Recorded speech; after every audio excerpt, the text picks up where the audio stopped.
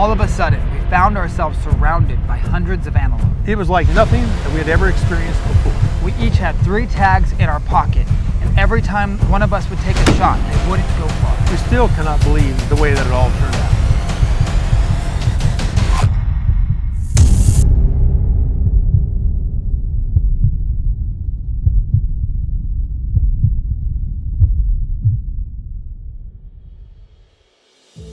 My name is David Gardner. And I'm David DeFillipo. And this whole adventure started in 2017, and I got invited to go on an antelope hunt with Hunting with Heroes in Wyoming. And that got me bit with the antelope bug. We started this conversation about, it would be a lot of fun to do one of these trips together. And so we had no points and no idea where to go. And so we started looking up areas in Wyoming that we could hunt that were 0-point opportunity hunts that had a large success rate. And so we kind of narrowed it down to a few and then kind of rolled the dice with one and said, we have no idea what we're doing, no idea where we're going, but we're going to give it a shot and have fun. That trip was very successful. We filled all of our tags. Phenomenal. And how do you have a trip that fun without going back again? So in 2020, we went back one more time, but it was just an amazing time together. And so after that hunt, we knew we wanted to take 1 year off.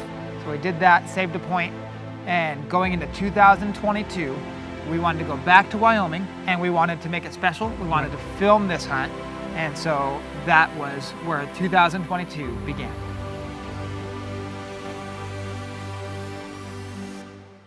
We all drilled tags. I had 3 antelope tags. Dave had 3 antelope tags. We both had a deer tag. There were lots of tags between all of us. So in 2020, we met the landowner, and the landowner said, we would love to have you hunt our place. Just connect with us next time you're around, and we'll see if we can fit you in. And so they were like, hey, we should go connect with that landowner and see if we can hunt our place.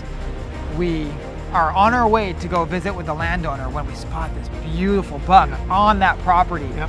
We stop, and we can't tell exactly what he is. He's far enough away, but we can tell it looks like he's a 3-point with just heavy mass. We're like, wow, that is a really beautiful deer. Dave's like, man, what I would do to shoot that buck. And so we go to the landowner's property, we knock on the door, they come out, hey, do you remember us? Absolutely. We're like, hey, we're wanting to see if we can hunt. They're like, we don't have anyone hunting right now. If you want to hunt, go for it. I remember looking at Dave going, Dave, what about that buck? And so, of course, we said, thank you, we gotta go. And so we jumped in the truck and drove the, 5-8 miles over to where we had last seen that buck. And it took us a little while to spot him, but he was still in the area. We parked the rig, got out, and worked our way to as close as we felt we could get to him, which was about 240 yards. And I got all set up and got on him.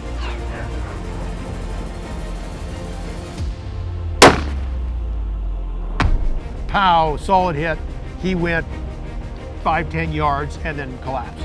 I got my buck. This is the, I guess the first full day of hunting. Moved him behind some brush, and I had to wait a few minutes for him to ease out in front of, where I could see his front shoulder, put it right on the front shoulder, and I just dropped him. He went maybe 5 yards, and that was it. And he's a beautiful 3-point. It's really cool because the forks are on the front on this side and a big long tine, but on the other side, the big long tine is in the front and the fork is in the back. Completely in velvet, something people dream of shooting, and here I got one. Thank you, Lord. Thank you, Lord. Wyoming has been so good to us. This is why you come to Wyoming to go hunting. This is awesome. I'm so excited.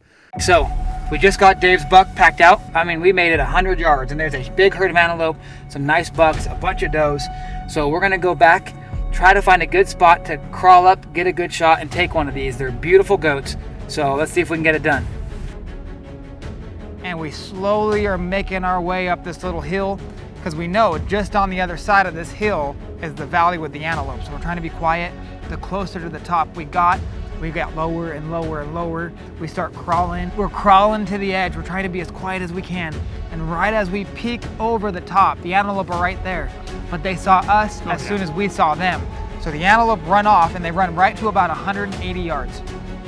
And this one herd stops, turns broadside, and looks back at us. And so Dave and I were down, our guns ready to go. And so I just scrolled through that herd of antelope, and there was one that stood out above the rest.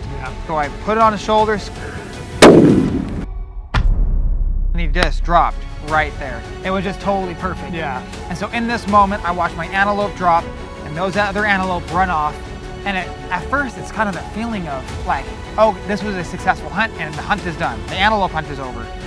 And then we watched this herd of probably 8 or 10 antelope run and connect with another herd, which run and connect to another herd.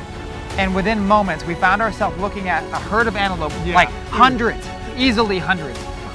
Many hundreds. There was a lot of antelope. And they just started running around this valley, and it's all the property that we were able to hunt, so it's all accessible land to us. And they all run to the far end of the property and dip into a drainage. And they kind of like start to disappear. You can see some of them on the tips of the drainage. And we're just like in awe of the amount of antelope we're looking at. And so Dave's like, are we done? I'm like, let's get to the valley, walk to that little hillside and sneak up and over the top and see if we can get another shot. And so we left my antelope and we started the stalk onto the next ones. So we cross the valley, come up to the top, do the same thing. Start walking lower and lower, and then we crawl to the top. And some of the antelope that had peeked over the top of the drainage spotted us, but they don't run away from us. They actually end up running to us. And within moments, we find ourselves surrounded by antelope. As they ran around us, David said, there's a nice buck right there. And they just stopped, and he's standing there broadside. So I just ease my gun around and get right on his chest.